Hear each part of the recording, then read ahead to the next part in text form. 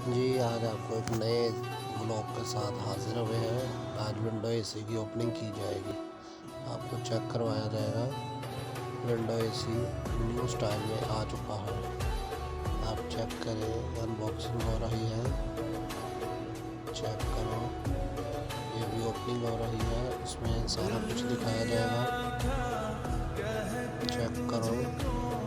ये हो गया अनबॉक्सिंग। ये इसका ट्रेन वाला वाइब है। ये ऊपर से लोगों ने अच्छा लगाया होगा सिस्टम।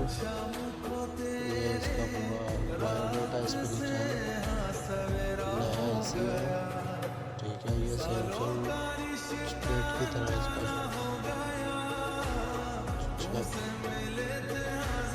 इसमें रिमोट है, हर चीज़ इसमें है। बाहर निकालेंगे, ये देखिए इसकी फाइनल हालत न्यू एसी की। ये इसमें रिमोट पड़ा है, ये दूसरे एसी की तरह है। ये एसी सैमसंग स्ट्रेट की तरह है, रिमोट वाला एसी है।